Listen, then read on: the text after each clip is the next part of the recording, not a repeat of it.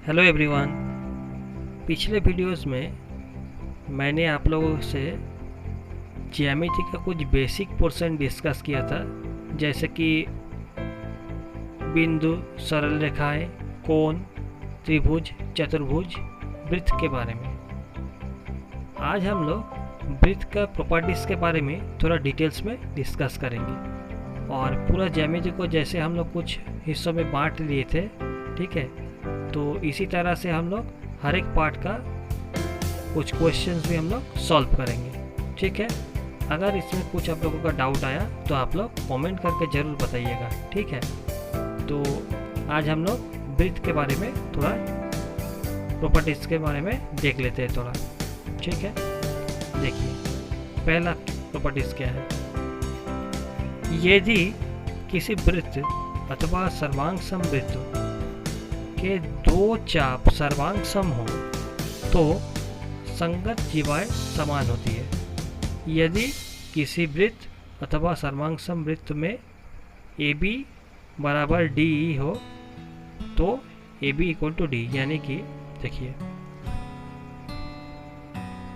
जैसे कि दो वृत्त मान लीजिए, ये एक वृत्त और ये एक वृत्त, ठीक है। अब मान लीजिए ये इसका एक कॉर्ड है AB और ये इसका एक कॉर्ड है DE, ठीक है।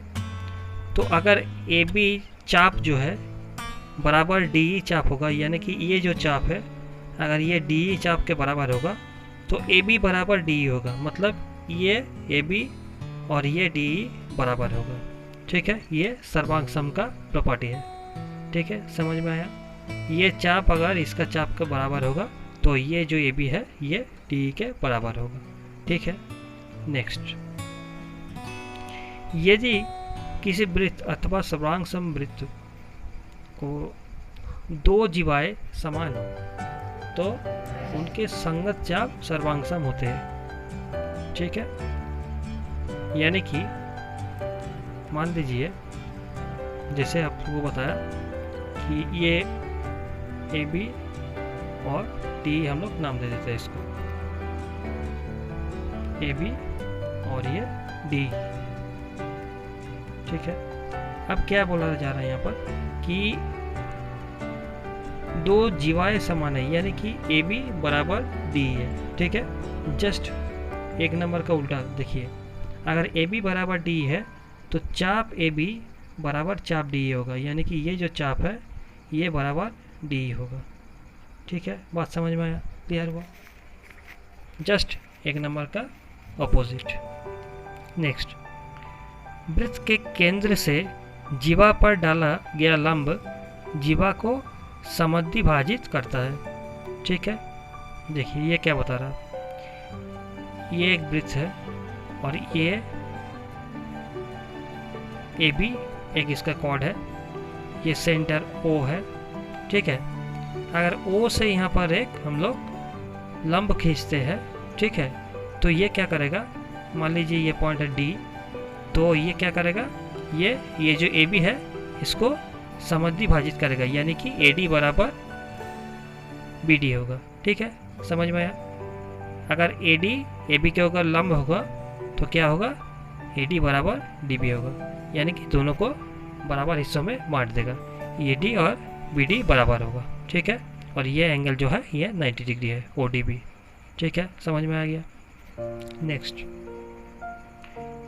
वृत्त के केंद्र और जीवा के मध्य बिंदु को मिलाने वाली रेखा जीवा पर लंब होते हैं, जस्ट उसका उल्टा, जस्ट एक नंबर का उल्टा, ठीक है। पहले हम लोग क्या बताए थे कि सेंटर से जो लंब है वो इसे समद्विभाजित करता है, ठीक है। और जस्ट अगर इसका उल्टा हम लोग बताएं कि AB को अगर ये जो है O से खींचा हुआ जो रेखा है, मान लीजिए OD है, अगर ये AB को समद्विभाजित करता है तो क्या होगा, ये AB के ऊपर लंब होगा, ठीक है, समझ में आया। जस्ट उसका उल्टा, यानी कि अगर AD बराबर BD हुआ तो OD क्या होगा, AB के ऊपर लंब होगा, ठीक है। नेक्स्ट, 3 असरेख बिंदुओं से होकर एक और केवल एक वृत्त जाता है। ठीक है, 3 अगर मान लीजिए असरेख बिंदु मीन्स ये हो गया सरक बिंदु। ठीक है, मतलब एक ही रेखा में है। ठीक है, लेकिन असरेख मतलब यहाँ पर एक, यहाँ पर एक, यहाँ पर एक। अगर इन तीनों को हम लोग मिलाए तो इन तीनों से एक ही वृत्त खींच सकते हैं, 2 वृत्त हम लोग नहीं खींच सकते। ठीक है, समझ में आया।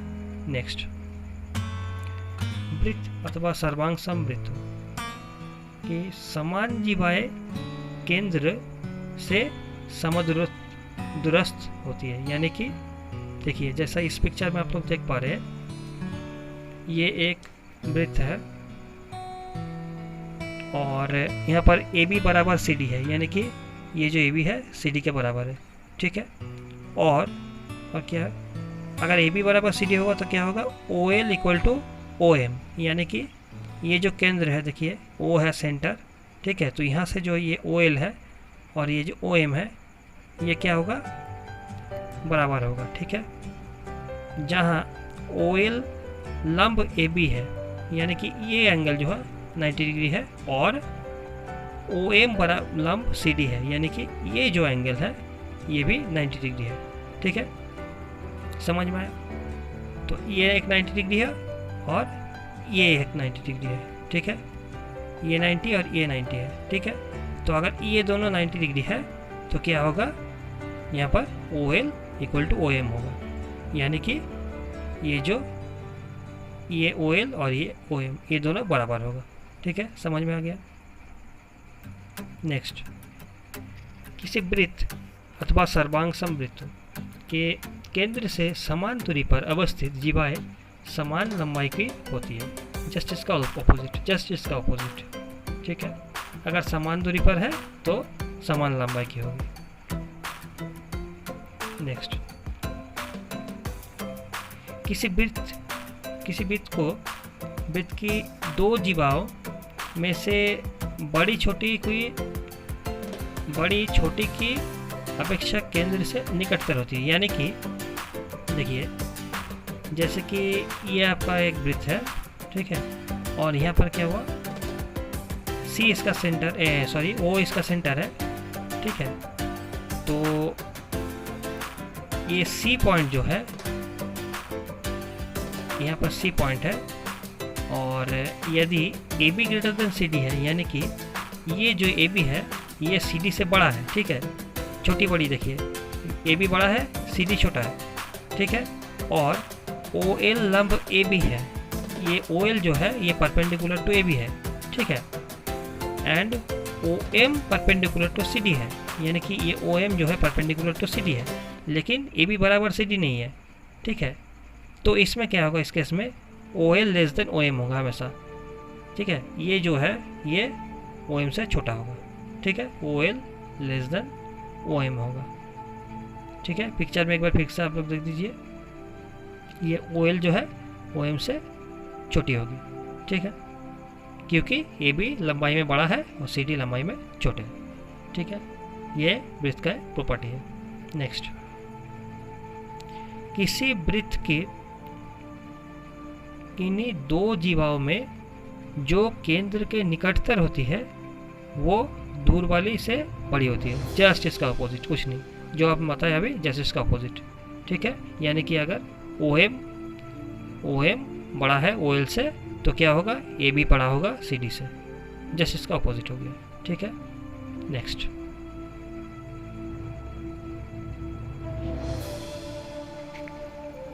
वृत्त के एक चाप का अंशमाप चाप के सापेक्ष वृत्त के एकांतर खंड के किसी एक बिंदु पर इस चाप द्वारा अंतरित कोण का दुना होता है। ठीक है, देखिए ये लैंग्वेज तो अभी समझ में नहीं आएगा, देखिए तब समझ में आएगा। ये एक वृत्त, ठीक है, और क्या है C, देखिए ये O इसका सेंटर है। ठीक है, और R हो गया आपका रेडियस, स्मॉल r मान लीजिए इसका रेडियस है, और ये जो AB आर्क है, AB जो आर्क है ये वाला AB आर्क है। ठीक है, MAB equals to twice angle ADB। ठीक है, ट्वाइस एंगल ADB। ADB यानी कि ये जो एंगल है, ठीक है, ये एंगल जो है इसका क्या होगा, दूना होगा ये AOB, ठीक है, अर्थात AOB equals to twice ADB, यानी कि ये जो एंगल है, ये जो एंगल है, ये क्या होगा, इसका दोगुना होगा। AOB is equal to twice ADB, ठीक है, यह हमेशा होगा। अगर इस तरह का फिगर रहेगा तो यह हमेशा होगा। वो सेंटर से अगर यहाँ पर एक कोण होगा और यहाँ पर सेंटर में कोण होगा तो यह हमेशा ये इसका डबल होगा, ठीक है। नेक्स्ट, वृत्त के एक ही खंड के कोई दो कोण बराबर होते हैं। देखिए ये कैसे समझ में आएगा। ये जो पूरा वृत्त है इसमें क्या होगा, एक ही खंड के कोई दो कोण, यानी कि मान लीजिए ये AC खंड हम लोग ले लिए, ठीक है।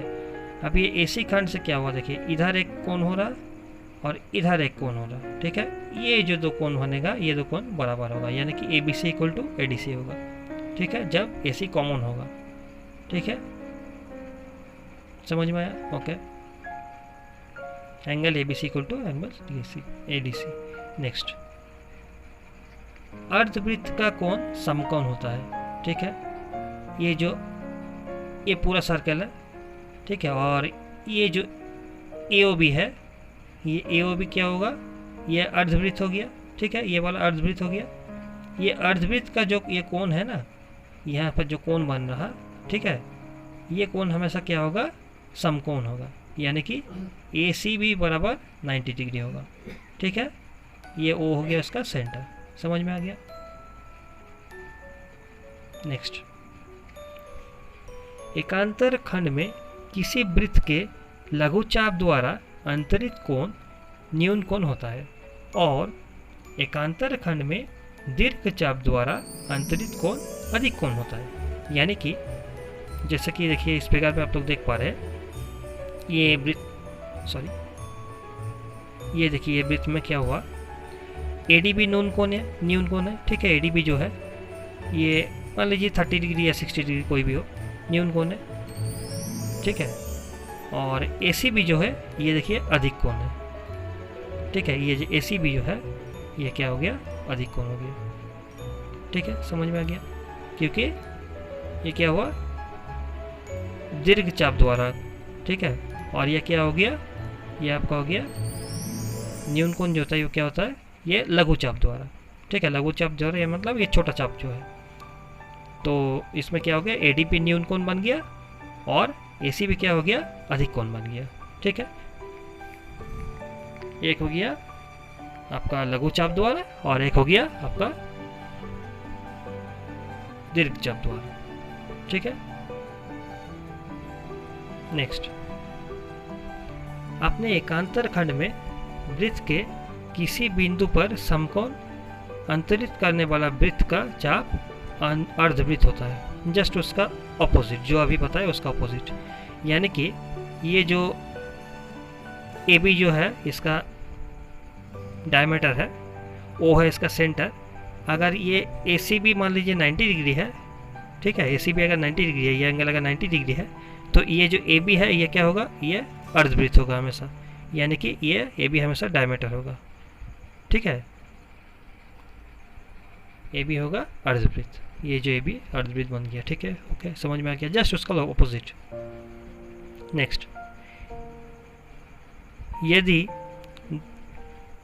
यदि दो बिंदुओं को मिलाने वाला रेखाखंड दो अन्य बिंदुओं पर जो इस रेखाखंड को आविष्ट करने वाले रेखा के एक और स्थित है समान कोण अंतरित करता हो, तो ये चार बिंदु एक वृत्तीय होते हैं, ठीक है। देखिए ये क्या बताया, ये जस्ट कुछ नहीं, ये बताने चाह रहा कि अगर ACB इक्वल टू ADB है, मान लीजिए अगर ये जो ACB है ये अगर ADB के बराबर होगा, जैसे कि प्रॉपर्टीज में हम लोग पढ़े थे कि एक ही चाप द्वारा बनाया गया कोण बराबर होता है, यानी कि AB चाप द्वारा बनाया गया ये दो कोण है, एक तो इधर बन गया ACB और एक इधर बन गया ADB, ठीक है। तो ये उल्टा दे दिया गया जस्ट कि ये दोनों एंगल बराबर है, तो अगर एंगल दो बराबर है तो ये दोनों का चाप एक ही होगा, सेम होगा, यानी कि ABCD एक वृत्तस्थ होगा। ABDC जो है ये एक ही वृत्त में होगा। ठीक है, नेक्स्ट,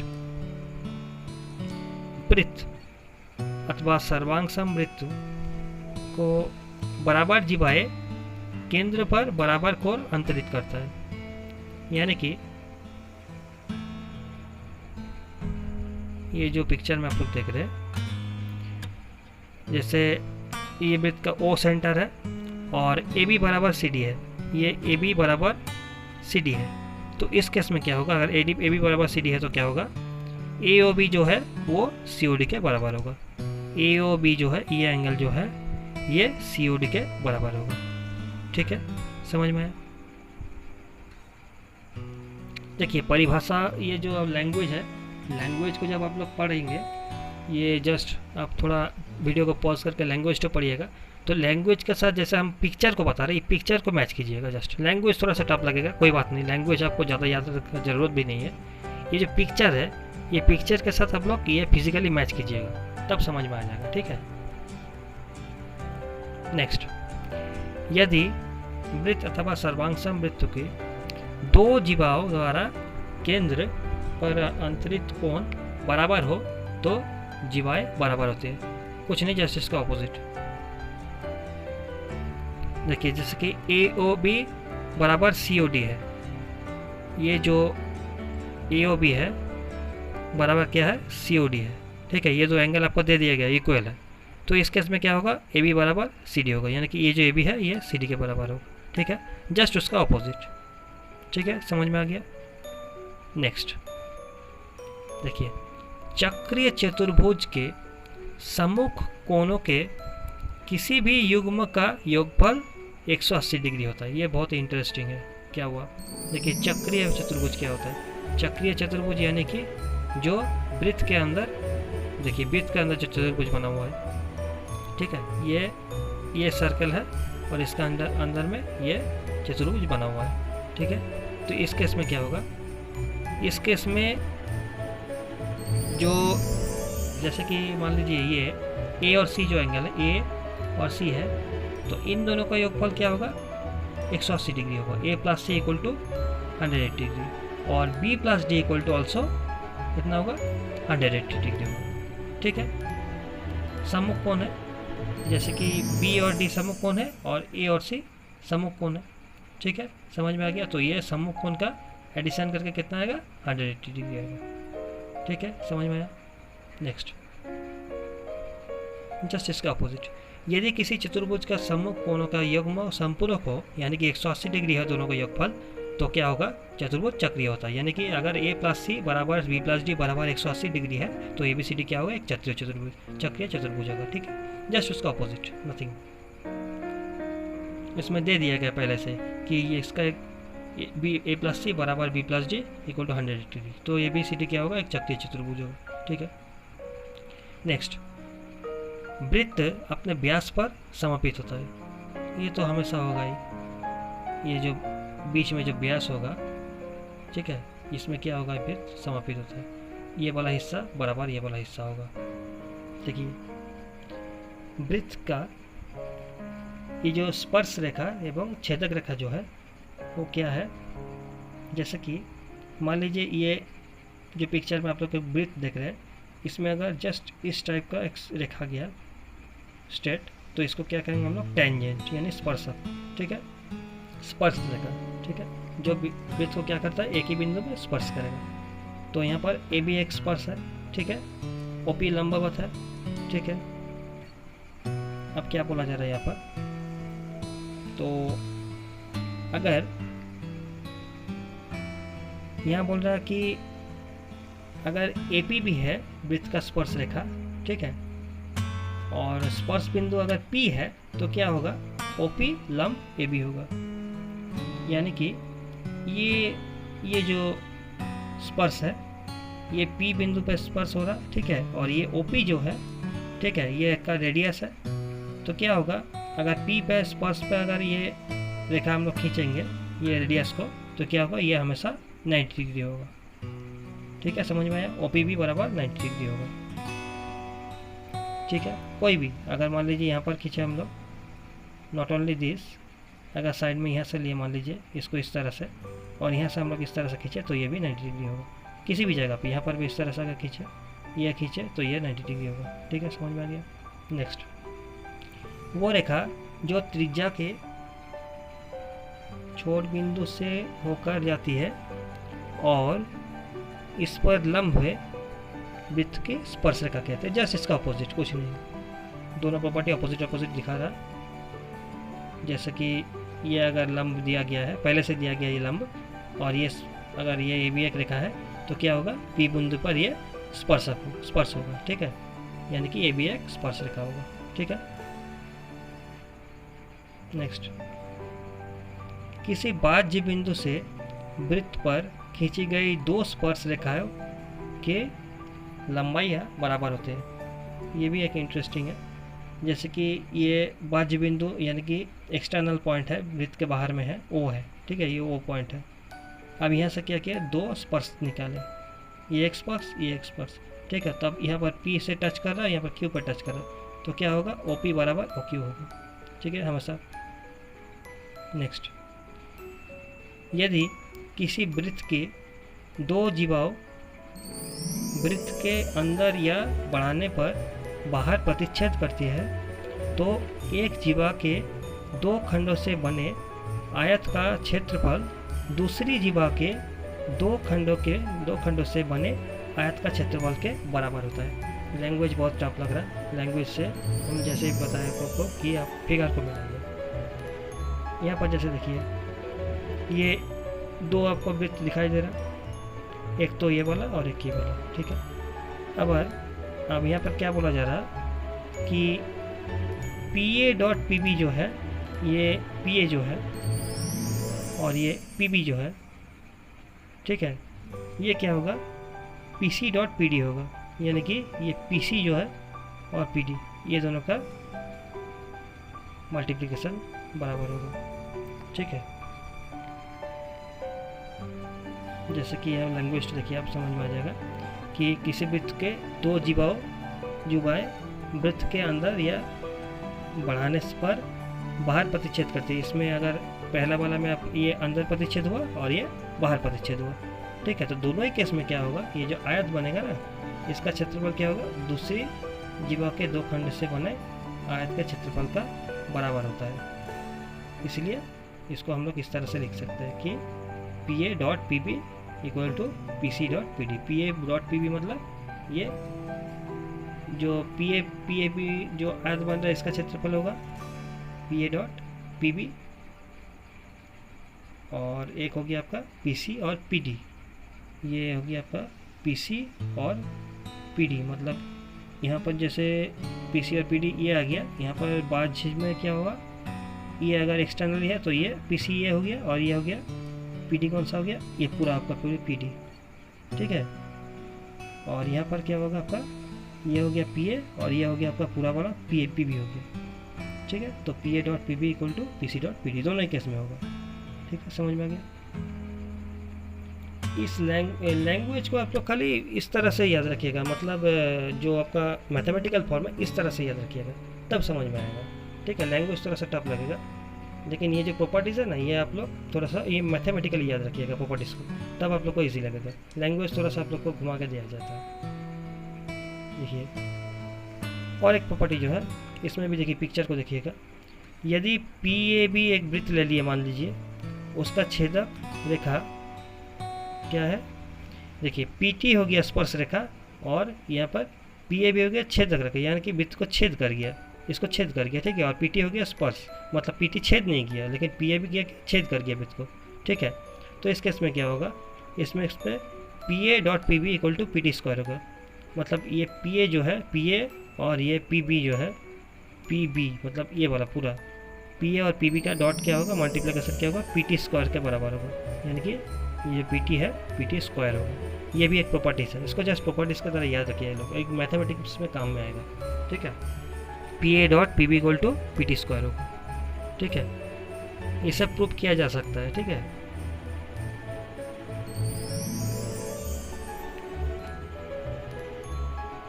नेक्स्ट,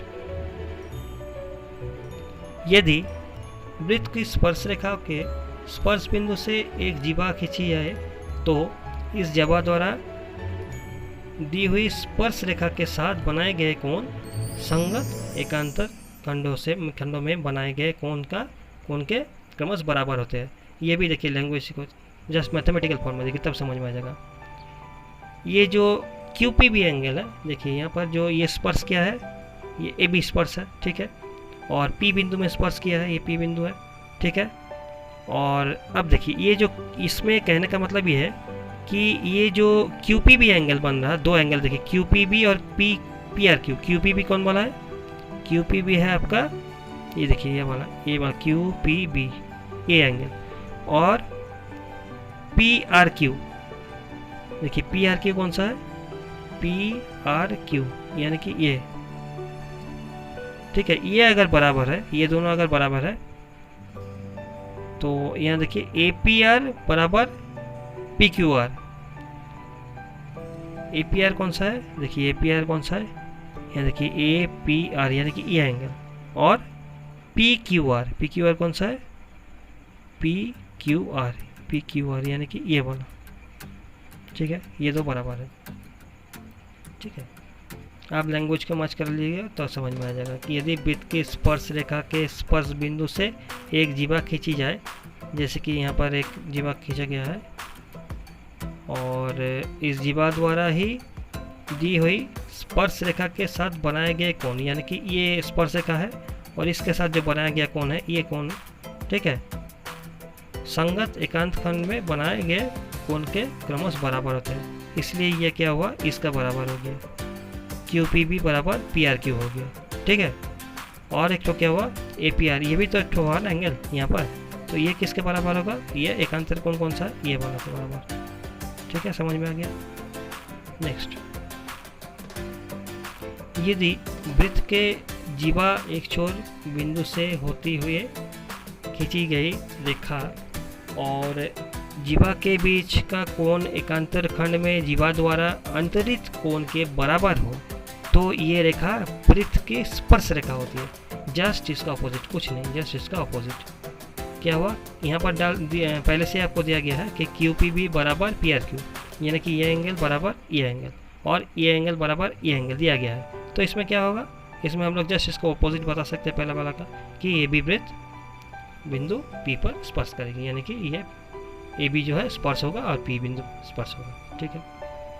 नेक्स्ट, यदि दो वृत्त एक दूसरे को आंतरिकत या बाह्यत, मतलब अंदर से भी कर सकता है या बाहर से भी कर सकता है, ठीक है, स्पर्श करते हैं तो स्पर्श बिंदु केंद्रों से होकर जाने वाली रेखा पर स्थित होते हैं। यानी कि जैसे यहाँ पर आप लोग देख पा रहे हैं, ये एक वृत्त है और ये एक वृत्त है।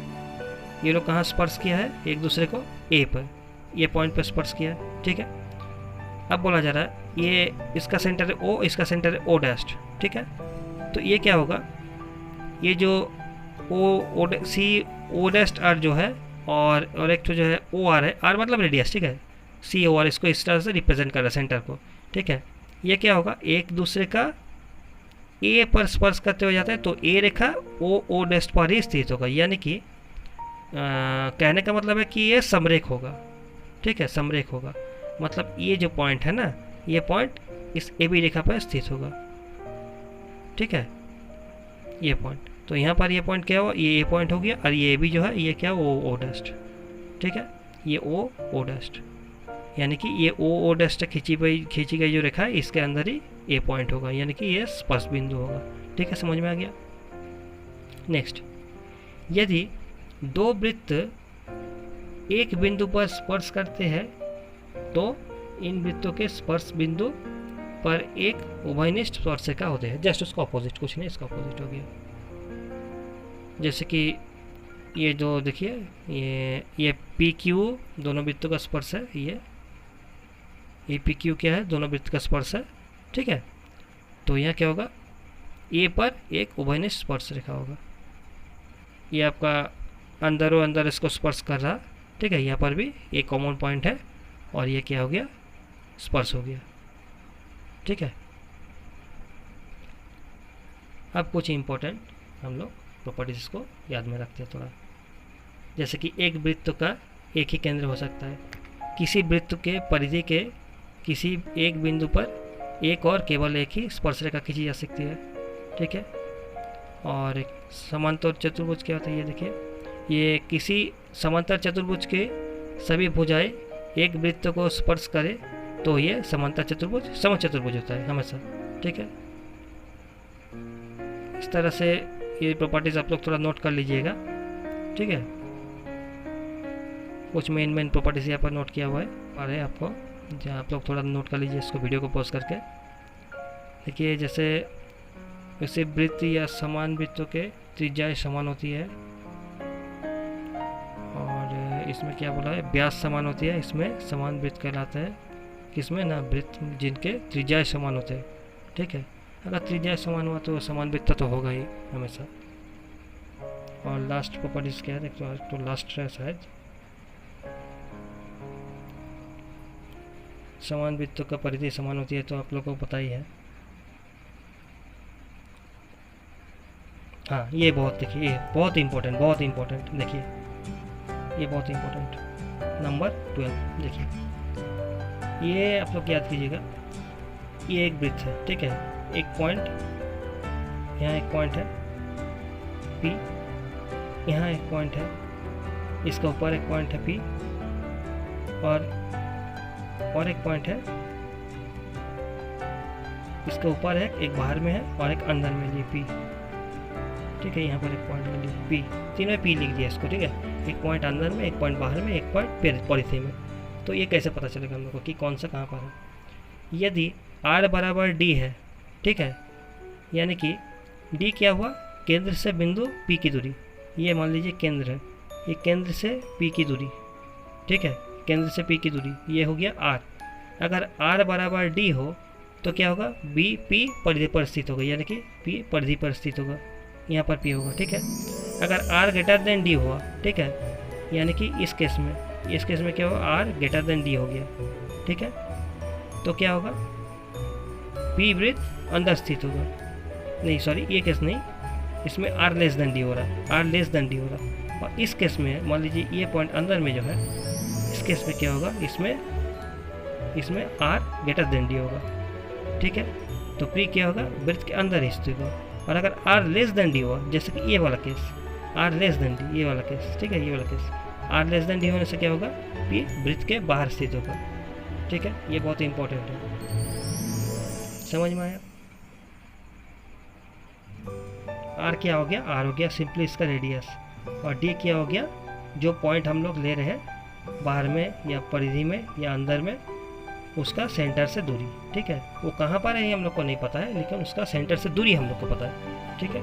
अब उस हिसाब से हम लोग एक बार R बराबर D देख रहे हैं, एक बार R ग्रेटर देन D देख रहे हैं, एक बार R लेस देन D देख रहे हैं। अब जो मैच करेगा पॉइंट वहाँ पर स्थित होगा, ठीक है। किसी वृत्त के केंद्र पर कुल डिग्री का माप 360 डिग्री होता है, हाँ ये तो होगा ही, पूरा सर्कल मतलब 360 डिग्री, ठीक है। और एक स्ट्रेट लाइन मतलब 180 डिग्री, तो हम लोग पहले ही पढ़े हैं। और कुछ इंपॉर्टेंट प्रॉपर्टी देख पा रहे हैं, जैसे हाँ, और एक तो इम्पोर्टेंट प्रॉपर्टी देखिए, ये सब प्रॉपर्टी आप लोग नोट कर लीजिएगा।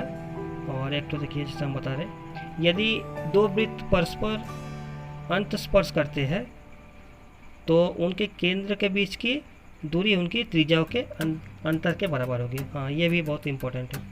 दो वृत्त अगर अंदर स्पर्श करता है एक दूसरे को, तो इन दोनों के जो केंद्र के बीच में दूरी होता है वो क्या होगा, ये जो दूरी है वो क्या होगा, इन दोनों के त्रिज्याओं के अंतर के समान होगा। यानी कि इसका बड़ा वाला का जो त्रिज्या है माइनस छोटा वाला का जो त्रिज्या है, ठीक है, समझ में आया। बड़ा वाला का त्रिज्या माइनस छोटा वाला का त्रिज्या, यानी कि इसका रेडियस माइनस ये छोटा वाला का रेडियस, ठीक है। और दो वृत्त अगर समकेंद्री हो तो क्या होगा, उसके केंद्रों के बीच की दूरी 0 होगा, ये तो होगा, ठीक है। तो ये तो था वृत्त से जुड़ा हुआ कुछ इंपॉर्टेंट प्रॉपर्टीज़। और नेक्स्ट डे हम लोग कुछ प्रॉब्लम्स हम लोग सॉल्व करेंगे, ठीक है। सो वीडियो को आप लोग देखते रहिए और कमेंट करते रहिए, ठीक है। अगर आप लोगों को वीडियो अच्छा लगा तो आप लोग प्लीज़ लाइक शेयर सब्सक्राइब कीजिएगा, ठीक है। वीडियो देखने के लिए धन्यवाद।